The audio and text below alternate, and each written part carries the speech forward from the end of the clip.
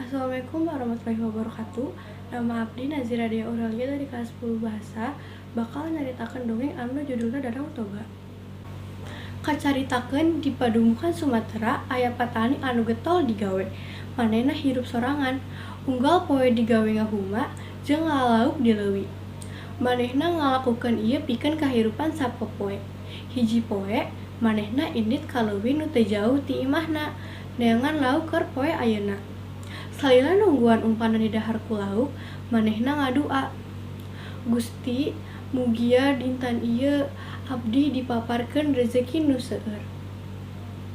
Talila saprak ngadua, umpana dialungkeun geus kaciri di dahar ku lauk, manehna langsung ngabedol jejerna. Manehna menang lauk nu badak jeung geulis. Talila ti eta manehna reuaseun sebab lauk nu tadi benang teh bisa ngomong. Tulung, ulah dahar abdi, antepkeun kaula hirup, gorowok eta lauk. Teu loba tanya, eta lauk diasupkeun deui ka leuwih.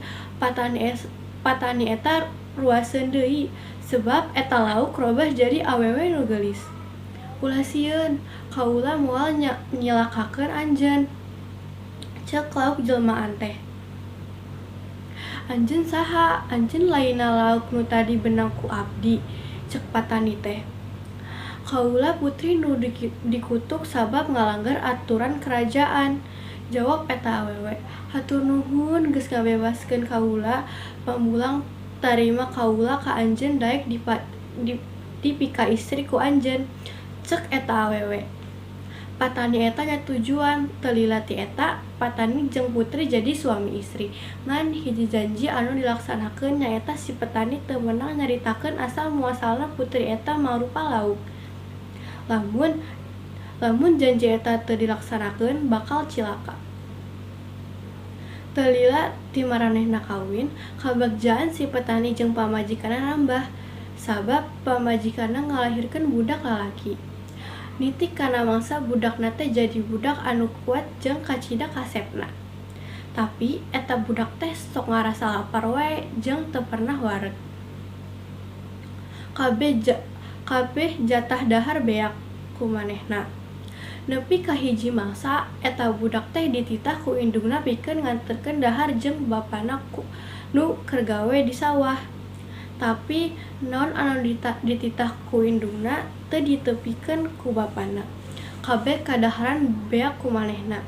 Saenggeus dahar eta budak teh nepi ka sarena di hiji saung. Bapana nungguan budakna rek nganterkeun sangu bari nahan lapar jeung haus.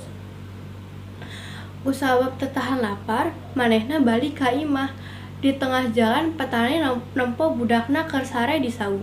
Manehna ngahudangkeun budakna, "Heh, hudang." Sanggeus budakna hudang, patani nanyakeun kadaharanana, "Mana kadaharan Bapak?" Tanya eta patani. "Tos seep dituang," jawab eta budak. Bari ngagorowok patani langsung nyarekan budakna. Budak bongkar warah, teu boga kaera, dasar katurunan lauk, cek eta patani bari teu sadar janji nu lalu. Saenggeus ngucapkeun kata-kata eta, harita keneh budak jeung pamajikanna leungit, teu kaciri deui. Tina kurut tapak sukuna kaluar cai anu badak. Cai ngeueum sakabeh desa anu ngabentuk hiji talaga, jeung ahirna ngabentuk danau anu ngaranna Danau Toba. Sekian, hatur nuhun.